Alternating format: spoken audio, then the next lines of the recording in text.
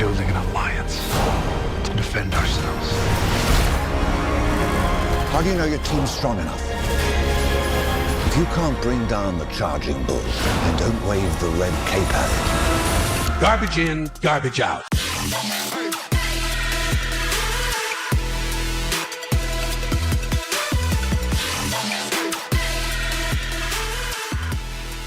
Hey everyone, welcome to Garbage In, Garbage Out. I am your host, Kelton, and joining me this week, as always, is my amazing co-host, Grift. How's it going, sir? It's going well. Just Monday, starting the week off here. Monday, fun day. That's what we would like to view, unless like you're Garfield Twitter, in which case then you hate the Mondays. I think that has to be part of like the kayfabe that exists. But I'm pretty excited though that we're finally able to record because it's finally here. We are actually able to talk about the Snyder Cut, something that I don't think two white guys on the podcast have ever done before. We are really trailblazing here at this moment. We are breaking new ground. We are prospecting after the mother box. We're gonna find all three of them and unify them and come up with the perfect unified leftist theory from them. As much, again, we're gonna dive into it here. How much are you willing to bet that in the first draft, those mother boxes, instead of becoming the unity, they became the Trinity? Just really laying on the Jesus allegory really thick there. I'm honestly surprised that he didn't do that, given the heavy-handedness of his imagery and language. It's growth. It's growth as a director. We have to credit him for that. As he puts a black and white Joker with a crown of thorns on his head. It's progress. Let's talk about some initial thoughts. Like, what did you think about this movie? Obviously, it was better than Joss Whedon's original one, but that the bar's fucking subterranean there. But honestly, it's 4 hours long. It's not meant to be consumed in a single sitting. I made a valiant effort. I tried. I fell asleep halfway through. Congratulations. So it was a 2-sitting experience for me. And honestly, like, it started off, I was vibing with it. Its pacing was much more relaxed and confident because he knew that he didn't have to shortchange any of the characters' backstories like a studio cut would have. He could really flesh them out. Characters like Cyborg in particular really benefited from that. Oh my God, yeah. Yeah. So I liked all that, but then it just sort of kept dragging on, and we got into the bombastic CGI fights and this superhero smash fest that these type of movies, and particularly Snyder's, always devolve into. And like, it was basically the same outcome as the original one, plus this sort of villain lurking in the background who we may not even get any resolution on if they don't make sequels. Oh yeah. Come on now. Yeah.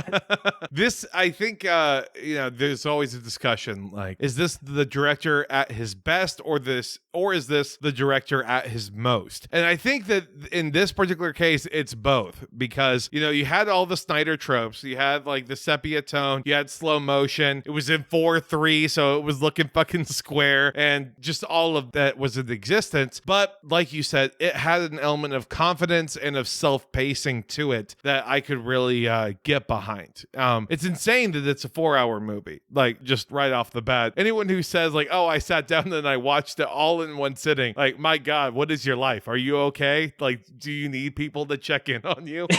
But I really do think that this show, Zack Snyder, has a much more definitive touch and a certain element of grace when it came to directing that I honestly didn't think that he really had before. Now, granted, it took fucking 6 years of production, if you want to count it that way, and like $370 million total. So I'm not saying it's worth it, but like, it is a remarkable improvement. So I don't know. We need to come up with a rating system somehow. Like, I felt so bad when we were popping over to Drum Circle Jerk. We did an episode with them recently, and they asked us, what was it, like, on a scale of 1 to 4 bags of popcorn or something? One to 5 bags of popcorn, I think. 1 to 5 bags of popcorn. I mean, That's right. maybe we could do garbage cans. Oh, okay. Yeah. The more garbage cans is better? I'm not sure. Yeah, no, I think the more garbage cans is worse. I think that's okay. how. Yeah. I give this film 0. That's right, 0 garbage cans. Perfect film. Oh God. I mean, I would say that people should watch it. I would be kind of pissed if I bought this movie, because what the fuck, but it's free on streaming, so go ahead and watch it. Yeah, and that's what it's made to appeal for, because you can't release a 4-hour movie in theaters. I mean, this thing doesn't even have an intermission. Like, you would think that, like, between the 6 chapters and the epilogue, Snyder would, for in all his pretension, would have put in some sort of like in black 4:3 aspect ratio intermission screen. Oh, But absolutely. All it would be a completely black screen at the beginning, right? And then as time goes on, Justice League, the font and the logo of Justice League slowly starts to appear more and more and more, getting brighter and brighter over time. Probably as like the song Hallelujah plays 4 straight times in a row. Something. Just in my notes here, I just had, I mean, they played a Hallelujah song in the end credits. That was probably the most overwrought version I've heard of that song. Just the singer absolutely like belting it out in this very overdone way. It was just pitch perfect for a song that would be in the end credits of a 4-hour Zack Snyder Justice League movie. The way I would phrase it to people is, it's a white person singing this song, but they're singing it like they just found out about the horrors of slavery. Like that is the complex emotions that are washing over them as they're then forced to perform this song. Like that's what I think in general. Now, critics, to go on like a base 10 rating system, critics gave this movie on average like a 6 out of 10, and fans gave this movie like an 8.5 out of 10. It's a little bizarre. I fall, I think, much more on the 6 out of 10 range. I thought it was fine. Again, like, if I'm grading it on a curve, I'm actually going to punish it because it took so long and I don't think it was worth it. But on its face, if you remove the context and you remove the drama and all that sort of stuff around it, yeah, it's fine for what it is. It's a 6 out of 10. Sounds about right. To put it at an 8.5, or in this case, at least on IMDb, an 8.4, would mean that in general, the IMDb user base believes that this movie is better than Oldboy, Citizen Kane, Taxi Driver, and 2001: A Space Odyssey. It's really taking down some seminal entries in the bro movie canon there. So it's doing its work to make the IMDb top movies more woke, I guess, on a relative scale. What was that image that was circulating around, the aggressively bland white guy starter pack for movies? Yeah, that's just on Suicide Watch right now. It's a real problem. And then HBO Max actually posted like a playlist of Zack Snyder's favorite movies. Oh, that's right. And then I think it was Netscape. He quote tweeted that list of mediocre white male movies with with a picture of the Zack Snyder playlist. Like, fuck, it's real. It exists. It's inescapable. Fight it, run from it. Wait, I'm quoting a different comic book movie. Never mind. Okay. So where do you fall on it, though? Like scale of 1 to 10, or how many garbage cans do you give it? If we want to go with this bizarre rating format. I'm gonna. Okay, so for, let's say 5 garbage cans is the worst. Okay. All right. Okay, I would probably give it like 3 garbage cans. Wow. Okay. Yeah. No, I can see it. Like, yeah, just that sort of middle of the road. It's like 6 out of 10, probably too high for me, but just given the length and the fact that I fell asleep and it couldn't hold your interest for one sitting. It's more like some sort of like serialized mini series or something, but it isn't exactly sure what format it wants to be, because each of the chapters themselves, like, they don't really work as standalone episodes, or they wouldn't if they were released that way. And they're just titled with these really like on the nose like quotes. Like, I think the last one or something is like literally called like something darker or something. Yeah, that's right. The one that stuck out to me was A Father Twice Over, because like then 20 seconds into this chapter, the tape recorder is saying, "I'm your father twice guy's over. Like, okay, great. Oh, okay. We're saying the name of the chapter now. Fantastic. I'm so glad. Let's go ahead and talk shop though. Like this thing is fucking 4 hours long. We need to divvy this up a little bit here. So where the 2017 version might have started off with that awful baby mouth Superman who's trying to like give a quote for some random kid's podcast. Because God, that feels like a Joss Whedon in 2017 move for him to want to do. This instead starts off the right way, at least I think, with watching Superman die in 4K with just his shoulder. I think it's just straight through his like heart or his chest, or Okay, like he just gets impaled on the Kryptonian spear, taking down the whatever that beast that Lex Luthor created. Yeah, Doomsday. Gotta wipe him out, you know. But we start off like right there, and so then you watch the screen as like his scream reverberates through, and it wakes up all the mother boxes, and they're like, "Oh shit, the Kryptonians no longer here." So great, let's go ahead and let people know. And it was right at the beginning that I finally realized that Zack Snyder, I think, shot in 4:3 the IMAX dimensions, mostly so that way then he would have a justification as to why he's not using any of Joss Whedon's reshoots. Like legitimately, because I believe I know rather, I don't need to pretend like I don't know. They did use different cameras. And so Joss Whedon is made for the standard theatrical dimensions, and that's how he shot it. Really, and how he spaced his shooting, and so it would look weird in another style format. Meanwhile, Zack Snyder has always pretty much shot with a 4:3, and then they've cut it down to the theatrical style dimensions. So I think since they literally use different cameras, this was further evidence of why Zack Snyder was saying, no, we're going to do it completely my way. As if he needed an excuse to get rid of that scene with Lois Lane and Martha Kent in the like newsroom break room. Oh, yeah. Who could forget?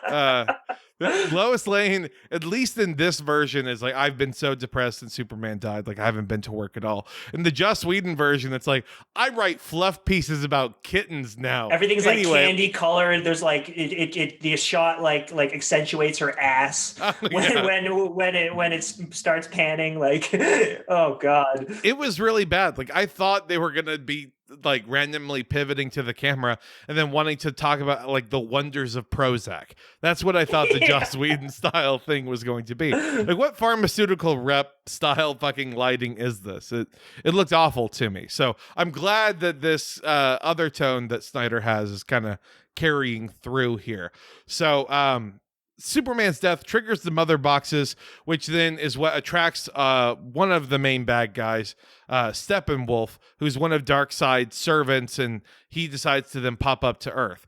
Now, the initial plot hole that came to me like a vision in a dream, I need your help on this one, Grift, because if the mother boxes reactivated and they alerted Steppenwolf, and the mother boxes were so important to Darkseid, that Darkseid was like, if you get me Earth, we're square. Why the fuck would the mother boxes not have just notified Darkseid? Really seems weird that they would be like, oh yeah, Steppenwolf, yeah, that guy needs a win. Let's go talk to him instead. So this whole like scenario with the mother boxes being hidden on Earth, and there was this in the primordial eons, there was this great battle on Earth for them. Like, I've seen this trope before in these type of movies where Earth is this like forgotten planet on the outskirts of the galaxy that no one knows about yet. Like the most important magical artifacts in the cosmos are somehow all conventionally located there. It's the entire planet is Harry Potter, basically. Yeah, is what the entire planet is fucking filled with the Horcruxes. Yeah. Oh wow, we're all special boys because we live here. Oh wow, it's so great, it's so cool. Yeah, that it is just bizarre because there is a flashback that occurs that talks about in the Age of Heroes. So you see the Greek gods that are fighting with men that are fighting with like a Green Lantern cameo and all this shit.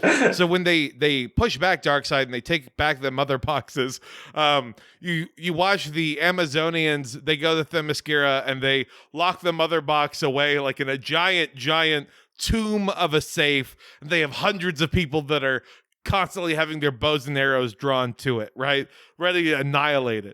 In Atlantis, they have like a giant fucking squid monster that swallows the mother box and then carries it to another bunker layer in Atlantis. You're like, wow, some H.P. Lovecraft monster is now guarding this mother box. It's so important. I wonder what the world of man is going to do. And in typical human fashion, we just kind of like dig a ditch that's like 3 feet deep, and then we dump it in, and then we cover it up with some dirt. It's real nice. Yeah, didn't it say that later in the movie that it was discovered by the Nazis?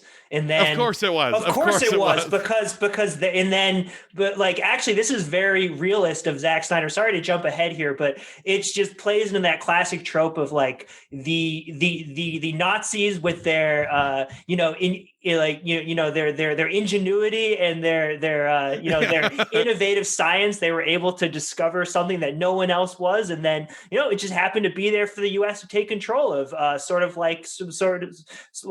Operation Paperclip and that sort of thing. we got their rocket scientists, we got their fucked up medical experimental people, and we got the fucking we got the mother box from them. So it's like, I mean, it makes sense the entire way through. It also is surprising to me that Joss Whedon would not want that scene to exist in his version of the movie, because that's basically just ripped right from Captain America. Like at the very beginning, the Nazis come in, they take like the the shiny blue cube or whatever. Like that's a mother box for all intents and purposes. Why the fuck not? Yeah, it's an Indiana Jones trope. Like, let's be real. Yes, like, yeah, straight up goes back to that. Darkseid and the magic, the magic MacGuffins is really what it is. Yeah. So, while Steppenwolf was like the big bad of the original 2017 movie, in this movie, I did like his portrayal because he is kind of a fuck up of a guy. Like, he's just a dude who's fallen out of favor, and he's trying to worm his way back in, and he just really wants Daddy Darkseid to accept him back. And that really, in my head, it fixed a lot of his character problems, because he's not some mighty general. He's like the random guy, on like the Last Supper portrait that would exist for Darkseid. He's probably like off in the corner, if not like one of the people serving all the disciples food. Like, he's not, that main dude. And that was, I think, a nice element to add. I don't know if it was necessary, but hey, it's a 4-hour movie. Why the fuck wouldn't you add that little wrinkle into it? Yeah, you gotta have a villain that has some dimension, because in the original movie, he was just, there's literally nothing going on with him. He was just a guy who wanted the mother boxes so he could conquer. There was no greater motivation. Whereas in this one, he's someone who's fucked up in the past, and he's trying to get back in the good graces of his overlord. And he has some genuine pathos to him. And they give him like that one scene where you see his eyes just get really sad. Oh, when you realize like he can't have Earth or whatever. It's like, it's all for Darkseid, and he's not gonna get any of what he wanted. Like, he looked really fucking sad, and you feel bad for him. Like, I made a post where I took that picture, and I was like, look at how the Justice League bullied this poor creature. Like, look at the trauma in his eyes. Behold it. They really did give him Shrek Puss in Boots style eyes. Yes, for him. With some real puppy dog eyes. Real begging energy. Yeah. My favorite thing was that, like, as dope as his armor is in the film, when he does talk to Darkseid, he does act like a beta dog. Yeah, like his armor falls off a little bit, and like he's revealing his belly almost. Like, I trust you, please. He just wants some scratches. He like point is, they could have turned him, maybe, you know? Like, we don't know. How great would that twist have been? That he's one of the other members of the Justice League that no one talks about. Like, Superman finally gave him the acceptance that he wanted for so long. That's my cut of the movie, okay? Added to the Gigo cut. Yeah.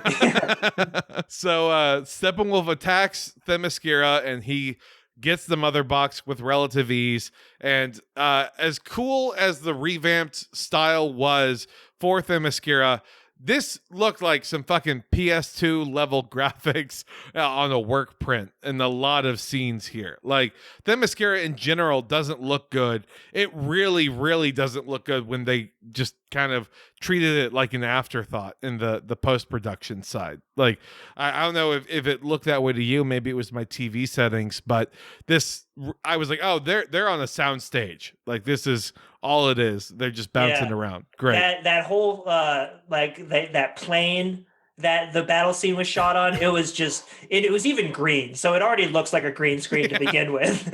Like, yeah, for anyone I guess who hasn't watched this movie, do you remember the Windows XP original desktop background? Yeah, it looks kind of like that level green. So the Queen of the Amazons decides to warn her daughter, Wonder Woman, about what all has happened. Wonder Woman then fills Batman in on like this age-old fight that occurred and all the shit that happened with the mother boxes. So Batman and Wonder Woman decide that they need to form a team of metahumans to protect Earth, you know, since Superman is gone, which fucking cool, I guess. The DC movies as a whole have shown me that no one can replace Superman. Like, Suicide Squad was so fucking bad because they were like, we're going to have a crocodile man and a guy who's good with guns and an insane chick with a baseball bat or a hammer. Yeah, that's going to be equal to one Superman in case this happens. But no, of course, fucking not. So actually, I should back up a little bit. We haven't even talked about how Wonder Woman gets introduced in this movie. Oh God, the fact they kept this scene, because like this scene in the original just set the tone for how bad this thing was going to be. Like, with the now infamous "we're a group of reactionary terrorists" line, I just can never get over. And I mean, it is cool to see the guy who played Bruce Bolton kind of fuck up a bank heist or whatever. But just their whole motivation of like, we're going to take the world back to pre-Enlightenment thought by blowing up this bank, just doesn't follow and has absolutely no connection to the plot besides just giving a opportunity for Wonder Woman to run around and deflect some bullets. And then that's exactly right. Yeah, and then tell a young girl that you too can do this. You too can do this, but if you try, you will definitely die. Oh, you're gonna get fucking murked if you actually do. But representation is important. Oh God, that child is gonna have a shorter life expectancy than a Palestinian when Gal Gadot was a troop.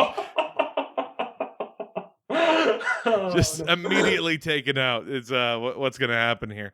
But yeah, so she gets, like, the actions parts of it were really cool, as with most Zack Snyder stuff, but the dialogue surrounding it was just so cringe-inducing and lame and unnecessary and fluffy. Like, it is both hyper-focused and overly specific while also being too generalized. Like, you don't need the terrorists to try and set things back to the Dark Ages. Like you said, it doesn't make sense. But if you're going to do that, you need to give them a name, and it needs to be ominous, and it needs to be something other than what sounds like some fucking video game cutscene dialogue of, we are a group of reactionary terrorists. Like, you can do better than that. Come on, Zach. Fucking God damn. But yeah, so that's how she gets introduced. And then meanwhile, Batman goes and he finds Aquaman over in Iceland. So good job. We can talk about that scene or not. It really was just kind of this is a slightly better version of what exists in the 2017. So I have no real criticisms of that in particular. Like, great. Or at least I wouldn't have any criticisms until the fucking Icelandic woman decides to start singing, and then 6 other Icelandic women start singing, and then they start like smelling Aquaman's sweater that he's ditched to the side. So, there's some real fetish art. Like the Scandinavians get real freaky in winter is what I'm learning. Yeah, no, that whole scene where Aquaman chugs the bottle of whiskey, just chucks it into the ocean, and then walks in, and the ancient lamentation music, which I think was like, if you turn the subtitles on, a lot of the music describe like the brackets with like the type of music is being played. It says like ancient lamentation. Yes, which is like that is the perfect way to describe what is going on in the score behind most of these action scenes. Yeah, I mean, it really is one of those, you're trying to set the full scope and show like these are the modern gods. So I understand why you're going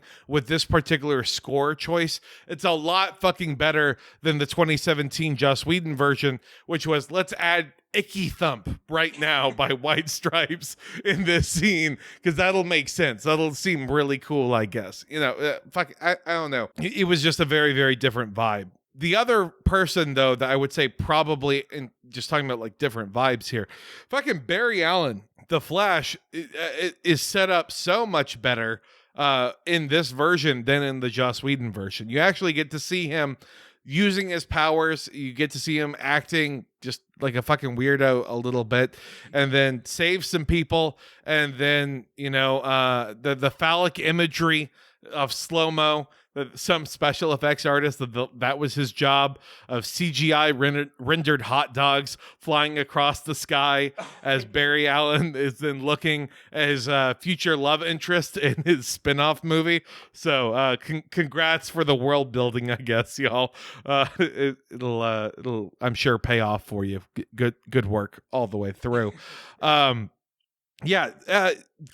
of course, wants to join instantly. That scene more or less plays exactly the same, only I believe the biggest difference is that the Flash's lair has, instead of random fucking K-pop playing, it has like crime reports on in the background, which okay, great, that seems to be a solid choice here. But of course, Aquaman and Cyborg refuse the call to adventure. We're following the hero's journey all the way through. Do you want to talk about Cyborg a little bit here? You had mentioned it earlier, so yeah, his story was just way more fleshed out. You actually got this story about how he was a college football star, and then got in an accident, and then to train, and then to save him, his father put him into this machine that both has weapons and can hack into anything, and and his character struggles a lot with like what am I, like I'm less than a human now, but then learns that he's more than a human, because he's one of these godlike beings now. So he like becomes sort of the god in the machine, and it's much more fleshed out, and it's much more believable backstory, because it was pretty much all cut from Joss Whedon's version, and then combined with the fact that he spoke about the abuse he experienced on set, which probably played into why it was cut from the original. It was good to see that his original vision for the character is now shown to people, because it definitely is an improvement. Probably like on the margin, like which character's presence was improved the most by the updated version, Cyborg by far and away. Oh yeah. Because he's like the main character of this movie by default. Yeah, almost. he's the audience perspective, because he's the outsider who's like him, and like the Flash sort of too, but Cyborg even more so. Like I think the first, like it opens with him, like the first like non-godly elevated superhero scene is with Cyborg. Like he's obviously the audience entrance point. Correct. From like a layman's perspective. Of course, the audience perspective here is like you can control the banks, you can control the media, you can control the stock market. The nuclear launch codes are at your command. I was like, if this was the Joss Whedon version, I'm just picturing Handlebars by Flowbots probably playing in the background while that's occurring. I'm just surprised they didn't have one of his talents being able to control like Reddit mobs. Like, he's like a poster on our Wall Street bets. Like, I'm telling you, GameStop, okay? Trust me. That was Cyborg. He could pump and dump stocks like no other. And you still let Robin Hood happen, Cyborg. What happened? What occurred there? Whose interest do you really serve? I actually would be kind of psyched for like a Cyborg movie that's all just like corporate espionage. Yo, like some Mr. Like Robot shit? That would rock. Yeah. You know, like that would actually be pretty great. Although, I mean, since he's an alien technology supercomputer, I have a feeling the actual plot and conflict would take like 5 seconds. So, you know. So, anyways, Cyborg is the son of this other guy named Silas Stone. And Silas and several other people are captured because they are in connection to the mother box. And Steppenwolf can smell it on them. And so that's a big change from 2017, which is just that stated that the parademons and Steppenwolf, like, they feed on fear. And instead it's like, oh no, he's trying to track the mother box instead of just the blatant, like, if you're afraid, they can sense it. Ooh, gabooga booga booga. Isn't that crazy? But Steppenwolf attacks Atlantis. He takes their mother box also again with a whole lot of ease. No one really had any issue there. Mira has a new accent. She tries to do a little bit of blood bending underneath the water, and that was legitimately like a cool scene. You know, if I hadn't seen Avatar: The Last Airbender, I guess I would be more impressed by it. But it's just like, yeah, no, if you can control water, you can control blood. That makes sense to me. Okay, why are you not manipulating this just all the time? Like that seems to be good thing they never made a movie of that show. So we had no idea what it looked like on screen before now. But one thing though that stood out to me about this action scene is it's the first example of it sort of taking advantage of the R rating. Like, you actually these scenes, you actually see people get gored and impaled and limbs chopped off and blood, and it's definitely more visceral than your average cape shit. And it felt more authentic too, you know, like to see a little bit of blood and a little bit of spray, and again, like you said, just that element of being visceral there, it made scenes have just a bit more weight, and I appreciated that so much, because the MCU super sanitized, like, Captain America kicks someone through a wall but they're fine, or we're supposed to think that, and not, you know, like a human vegetable for the rest of their life. No one has ever shed a drop of blood in the MCU, and that includes like all the civilians in the cities that they level in every movie. No, they get plenty of face cuts, specifically like around the eyebrow area, but outside of that, nothing that actually damages the important part, you know. Gotta protect it all. What did you think about this version of Aquaman and like how they talk to each other with the fucking air bubbles, or they talk to each other like fish? Did you like that more or less than like the Aquaman 2018 movie that came out? So I actually have not seen the Aquaman movie, which is, I know it's disappointing because I know it was like, I've been meaning to watch it, but I know it's the one good movie. I know, right? Like, but I heard that you have to, like, a good way to watch it is to be on a lot of drugs. Oh, and yeah. I haven't been on the right concoction yet. So it'll definitely get viewed when I'm in the right mind state at some point. In the same way that this movie was made with the knowledge that there would be no sequel, the Aquaman movie was made with the idea that there would be no sequel. So they threw everything at the wall and they just played it all completely straight. And it turned out to just like fucking rock. And then they're, of course, getting a sequel made to it. So congratulations. Good for them. Yeah, definitely have to check that out. Yeah. But they do not talk in air bubbles, okay? Like, they fixed a lot of Atlantis-based issues by not including these scenes in the Snyder cut, or I'm sorry, in the 2017 version, because that then led them to be free to do whatever scenes and however they best felt in the 2018 version. So they averted disaster there. I'm glad. Back to the story at hand, though, the actual Justice League. Commissioner James Gordon, did you recognize him? J.K. Simmons there? Oh, yeah. Yeah. Yeah, him. Do you remember the photos that came out of him, like, being super jacked? Like, and being ripped, and people were like, why is he getting ripped to play Commissioner Gordon? What the fuck is happening? It's like, doesn't he wear a suit the whole time? I mean, Yeah. I guess that's just Zack Snyder like rules. Like it's like professional wrestling weighing in, except it's like he has to make sure that all the men have washboard abs. He'll put a fat suit on you, but underneath that fat suit, washboard abs the entire time. It's part of the stipulation. So anyway, Commissioner Gordon is like, oh, hey, Steppenwolf's army is at like this bizarre coordinate, but nothing's there. They're like, actually there is, but it's underwater.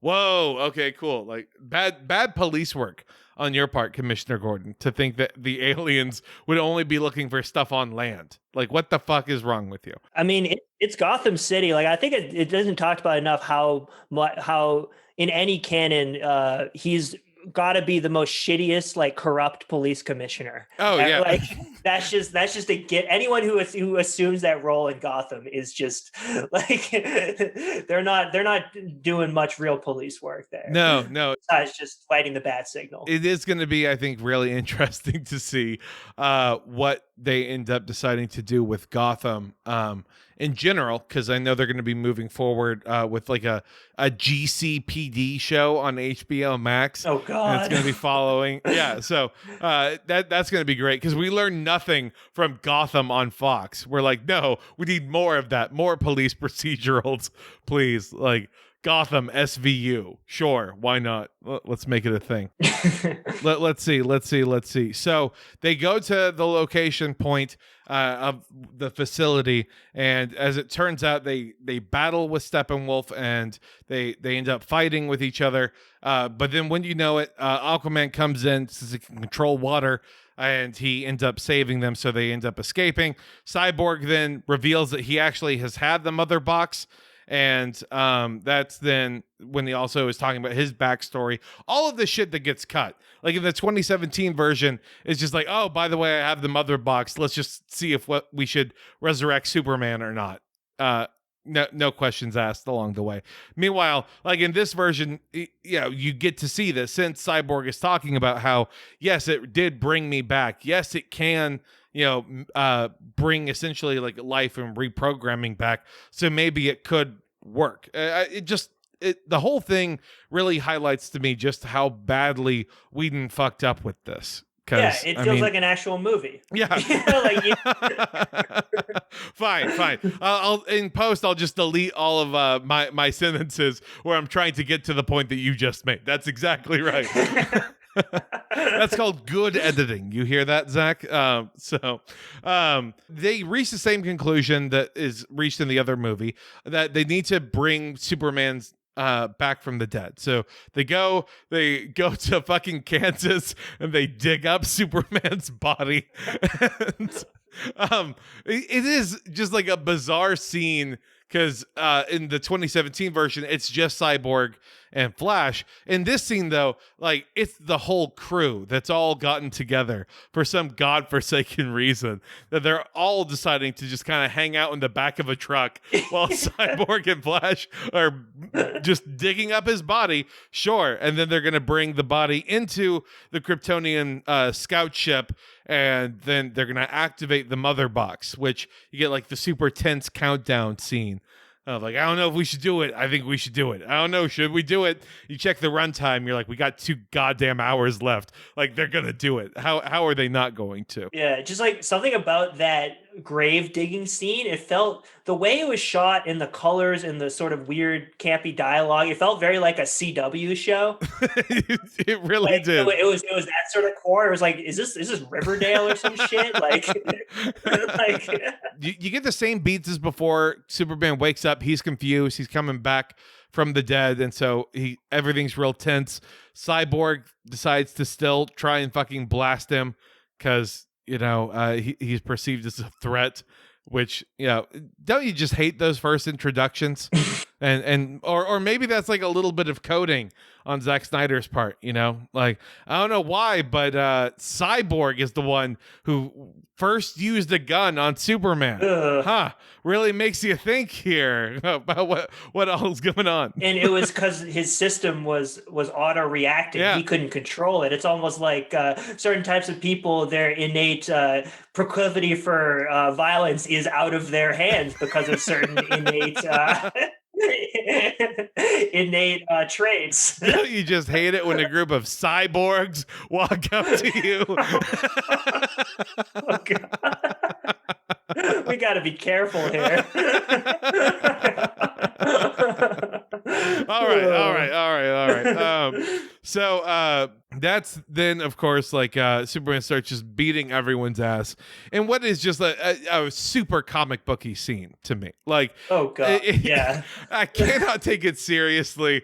Like, as emotional, I really did like the Flash's use of powers that he does later, but like this scene in particular, when they're going slow mo, I was like, this is meant for toddlers. Like, this is just some of the stupidest stuff in the world here. You would like Batman dragging like troops and cops behind like cop cars and Humvees. Like, yeah. Oh my, yeah. The whole thing was, the way it was shot in this like open, like sort of, this like open city park area where there wasn't much going on. It was just this like very staged environment where they could have this fight and it wasn't going to affect the city at all. Like past, like, the Batman versus Superman, the beginning of it dealt with the aftermath of two Titans fighting in the sky, which from Man of Steel, but that's because it's completely forgotten. We're gonna fight in the middle of the city in this staged environment. There's absolutely no effects beyond having Batman having to drag the brave first responders behind their vehicles. Which that's the other thing too. It's so adorable to me that these people are like, yeah, it's Superman. He's the most powerful being possibly in the entire universe. Yeah, I think my standard issue handgun, though, might be able to stop him. All right, I'm just going to unload a clip into him. Oh, no, now he's using his laser god eyes on me. Who could have possibly foreseen this? Like, no, you don't engage with him is the winning strategy here. Although I will say that Lois Lane then popped up because it's part of like her randomized grief ritual to appear every day at the Superman memorial so she can look at the beheaded statue of her ex-boyfriend. And so she pops up and everyone's just looking. Is Lois going to be the key? Oh my God, it actually did happen. Oh, wow. So Superman, picks her up and then they end up going to Smallville, and that, there are a couple of like cute farm scenes that occur there.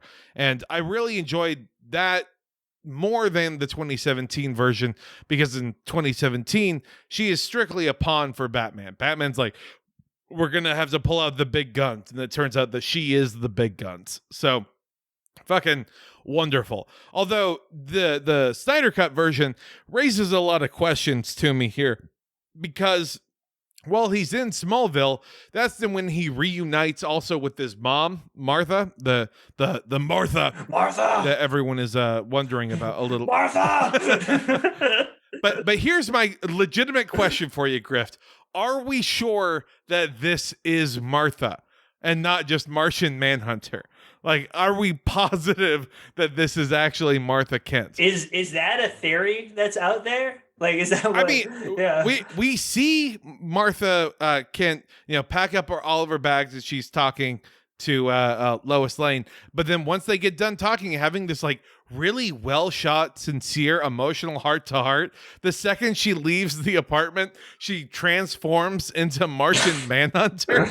You're like, what the fuck? It just happened here. Why is Martian Manhunter able to empathize so much with Lois Lane about what is like a stranger to him that he's pretending is his dead child? Like, what the fuck? There's some mind games here. So that's my question. Is how long has Martha Kent actually been dead for? That's the real thing I want to try and figure out here. Because wouldn't that be a twist the entire time? I'm thinking you go all the way back. That's always been Martian Manhunter. Yeah, who was the guy who played Superman's dad? Was that Kevin Costner? Yeah, that's right. He was having sex with the Martian Manhunter this whole time. That's canon. That's in the Giggo cut canon, now. Yeah, you heard it here. That's why I've been so accepting of aliens. You ever get your dick sucked by a Martian? It's magical. Okay, well, to continue on in the much less entertaining version than the one that we're constructing all of a sudden, Steppenwolf then attacks Star Labs and retrieves the mother box because it's been activated because, it was dormant before since it blew all of its original juice, making Cyborg. So congratulations. He now has all of the mother boxes and he's going to the fucking Russian, nuclear plant, nuclear factory. It's very vague, and it's also like vaguely anti-Soviet at the same time. Yeah, it's clearly supposed to be a Chernobyl, Pripyat comparison. But it's also like says it's right next to Moscow, so it's like as if Chernobyl happened in like the imperial core of the Soviet Union instead of like in Ukraine. Yeah, so it's just. They in this universe they fucked it up even more. So since Superman's currently AWOL, the 5 heroes had to then go stop Steppenwolf, and they fight him and they fight the parademons, but they're not able to distract Steppenwolf enough to allow Cyborg to then separate the mother boxes and prevent unity. But then, dun dun dun, Superman Ex Machina decides to appear in an all-black suit, which, your Griff shop, you of all people, have to know the importance of the proper accessories before you go into any outing. Yes, yeah. Like you absolutely have to have like that black tea Griff shop drip before you go into any go outside, go battle with a primordial space being. It's essential, and I think it can be summed up like I love this line from earlier in the movie from Cyborg where he's like, "I'm always dressed." Yeah, and when you put on Griff Shop, that's what happens. You're always dressed. You're ready for whatever. And I was happy to supply Superman with a custom order. For this particular rebrand that he did. It was a good opportunity for me. Yeah, I mean, and like as much as I loved the black suit in the in the movie, because I did legitimately have a moment where I was like, oh, cool, like from the comics, yay, I'm 12 again. I have feelings. I was honestly hoping that instead that he would come in and battle Steppenwolf while wearing the Kryptonian armor instead of the black suit. Oh, that'd be badass. And then like after he gets rid of Steppenwolf, then underneath is like the black suit, kind of like how it would be like the underlayer of like a space suit or something like that. That's what I thought it might end up being. Mostly because, like, that's my favorite thing that Zack Snyder's ever done is all of the Kryptonian Warhammer 40K looking fucking space outfits and battle suits. And that battle suit that Batman had that he fought Superman in, the Bat mech suit. Like, yeah, why does Batman not wear that when battling Steppenwolf, actually? Hold on a second. He only gets to use each of his toys once. He gets to use that, like, giant walking spider thing once. He gets to use the plane, the battle. Yeah, like, how many of these things does he have? There are a lot of, like, logistical questions here. We find out that he actually has 6 satellites. And if that's the case, then, like, why couldn't you do, like, some low orbital delivery systems of your ship and everything else? Like, it seemed like there are some workworkarounds. Why doesn't he have tungsten rods in those satellites ready to drop on Earth, right? Like, his superpower is that he's rich after all. Like, come on. Oh, that would be fucking beautiful. I would love that. Just like if out of nowhere a giant rod came through and just speared Steppenwolf just right through. No questions asked. No context. Not even allowing Superman to have like his superhero moments. The Giggo cut just writes itself. Yeah, it's perfect here. So Superman battles Steppenwolf, kind of handles him pretty easily, but then the supercharge is needed to help separate the mother boxes and prevent unity from happening. Flash has been delayed, and in what I actually thought was a cool scene, you watch the superheroes lose. Like, they don't make it in time. And so, like, the bright white light of a void just booms, explodes, and takes over. And that's then when you realize Flash needs to fully access the Speed Force, fully realize his powers, and then run so fast that he's going faster than the speed of light, and in fact able to then go backwards in time, even if it's only for a few seconds. Like, that was, in my head, legitimately probably like a top 10 superhero moment for me. I'm not saying like it would probably even crack like the top 50 of like real life moments, like from real movies. But in terms of superhero stuff, I just thought that it was all set up to be pretty impactful for me, although I understand, you know, and will respect begrudgingly anyone who holds a different opinion. It's fine. It's fine to be dead inside. I understand. And I guess it was weird because Flash, like in the 2017 version, really seemed like he was kind of a teenager who was just figuring out his powers, and in this movie, you get to see him actually be almost fully powered throughout the whole thing, and it didn't feel unnatural at any point in time. So, you know, I have no real notes on that. I can't really say like, oh well, you know, this improvement should have happened or whatever. I mean, point is, good job, Zack Snyder, for doing Flash, because I would have thought that Joss Whedon would do a better version of Flash, because Flash's dialogue seems the most like MCU friendly out of all of the heroes. Yeah. But and it also had this sort of, you know, the anti gig economy angle to it now, because his dad in prison is like, well, you have these 3 gig jobs, get a real job. Yeah. And it's like, why can't you get a real job, son? Fuck you, Dad. You're in prison for killing mom. Don't fuck lecture you, me, Dad. I am the greatest Postmates deliverer in the world. Like, yeah, it is also like really weird that he would do all of these gig work things instead of like probably what would be like the actual easiest job, and that's like be like a trick shots video guy on YouTube and just like rake in that, like, watch me run from here to here, I run so fast, watch me on TikTok do that, and people would be like, how the fuck is he doing that, you know, just something like that. Just rob rich people's houses in and out. Yeah. Like that is actually the correct answer. Yeah. Just rob them. It's fine. Take their shit. They can't stop you. Then we get to like the final actual closing out battle sequence of Aquaman stabbing Steppenwolf, Wonder Woman decapitating him, and then the body just gets sent through a portal to Apocalypse, where then Darkseid looks and he's like, ah, man, that guy, he's dead as fuck. Yeah, exactly. What I really almost would have loved, and again, this is MCU brain rot here, because it would not have been good for the scene, but I would have loved if Darkseid was like, who is this? Oh, that's Steppenwolf? Oh, yeah, okay. Man, that sucks. Yeah, okay. Well, anyway, back to whatever it is I was doing. You know, but in reality, playing it serious was definitely the right move, because Darkseid then says he's going to return to Earth and he's going to try and figure out the anti-life equation. Again, the giant math problem that gets burned into the Earth and tells you how to rule the universe. So great, I guess.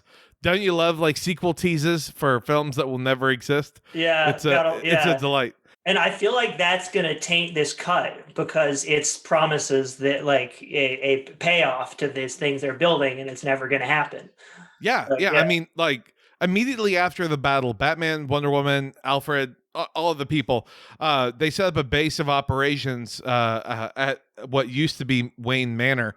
And so that's going to be like the new Hall of Justice is kind of what they're implying. And in my head, that's where the movie should have ended. Really and truly. It was right there. I would have forgiven it. But then instead we get 30 minutes of goddamn sequel-itis style cuts Deathstroke talking to Lex Luthor breaking out of prison, Batman nightmare scene where he's talking to Joker.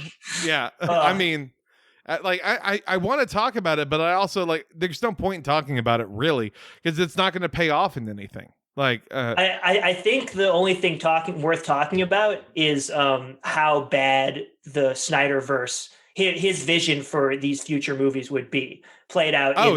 In that scene, just like how batshit insane that storyline is, and just how badly it would if he actually executed on his vision for this series. Just like how off the mark that entire story is. Yeah, I definitely want to get into that, kind of in just a little bit. But I wanted to get your opinions though, like kind of on the Snyder trilogy now, like as it stands, of Man of Steel, BVS Ultimate Edition, and then Zack Snyder's Justice League.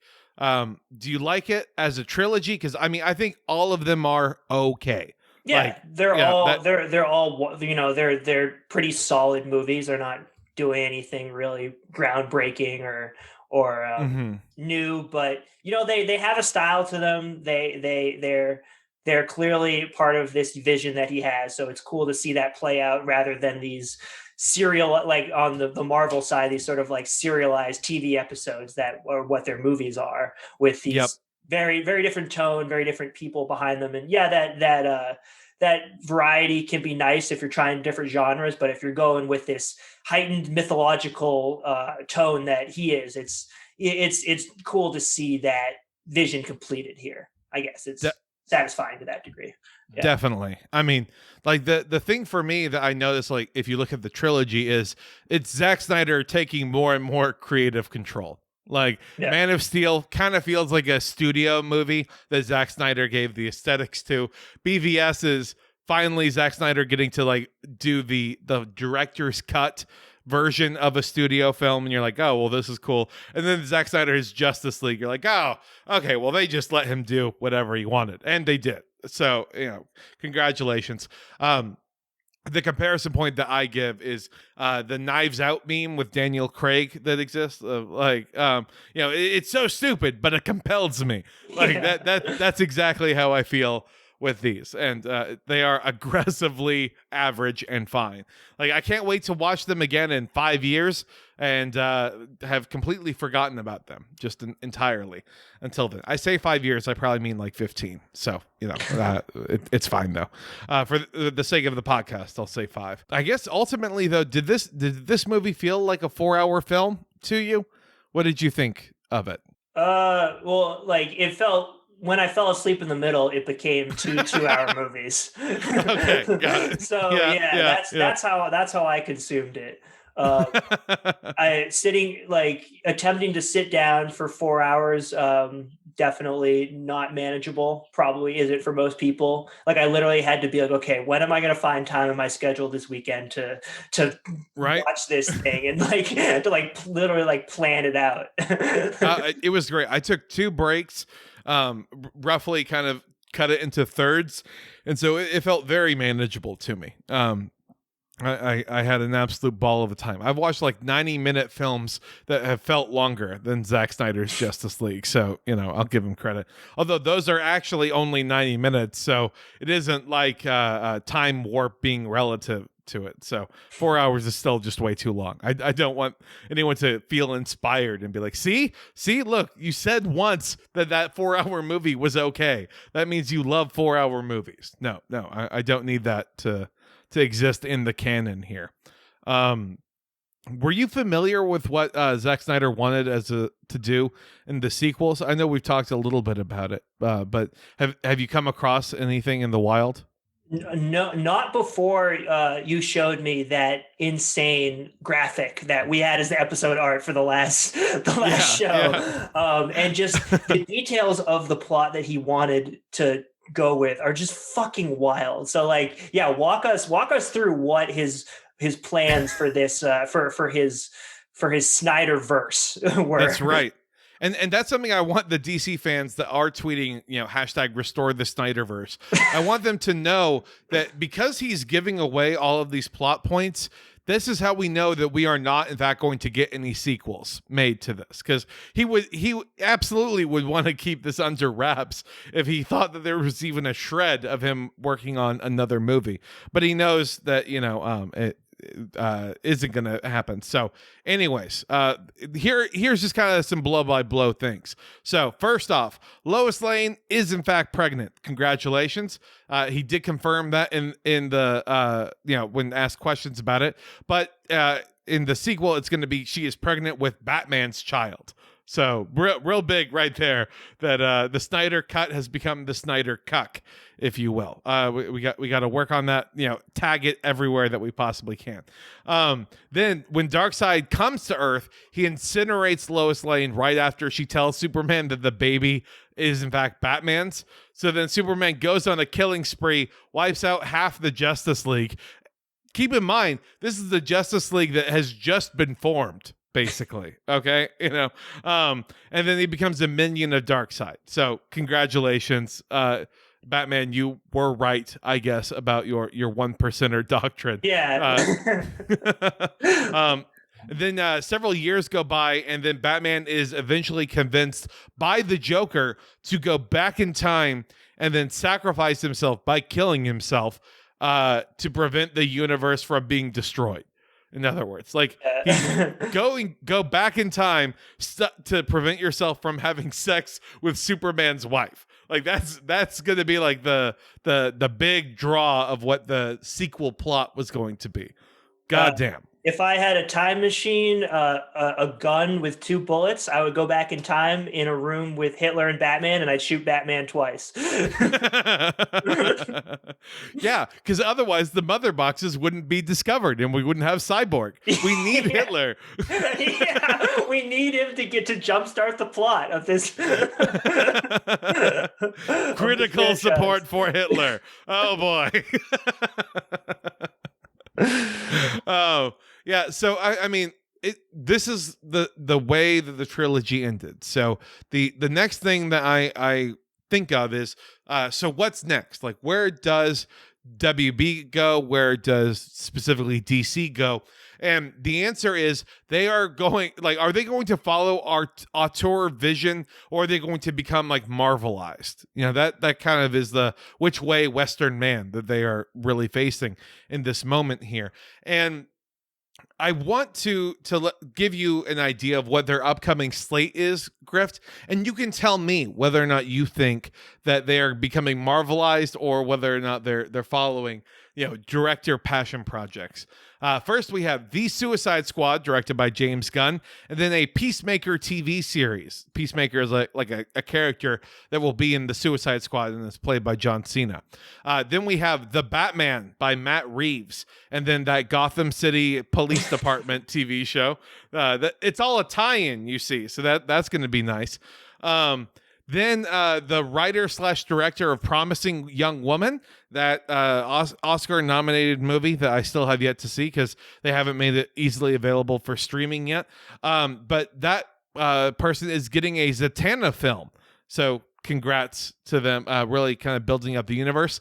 Then we're getting a Flash movie in 2022, Aquaman 2, Shazam 2, a Black Adam movie that's going to be with The Rock, and then Wonder Woman 3. Just all of that is happening within the next 2 years, by the way. I mean, just the glut of content there, it's leaning me definitely towards they're trying to make like a Marvel type thing out of it.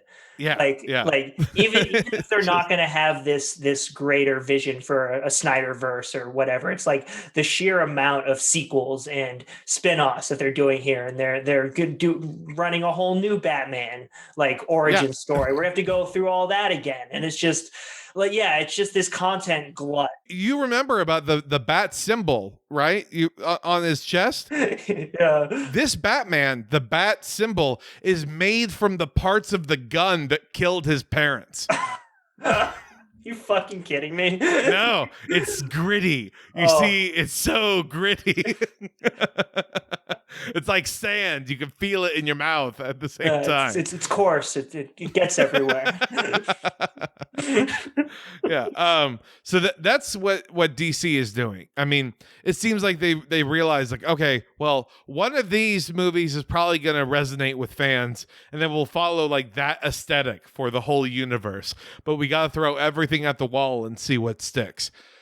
Meanwhile, Zack Snyder has really just kind of, I think, realized his passion project is going back to zombie movies. Hell yeah. What's up next for him? He's doing Army of the Dead. So I can't wait to talk about that movie with you. I feel like we haven't had a good zombie project in a while because they oversaturated the market with just so much zombie shit a few years ago. But it's died down now. So I think we're ready for just judging from the trailer. It's in Vegas, right?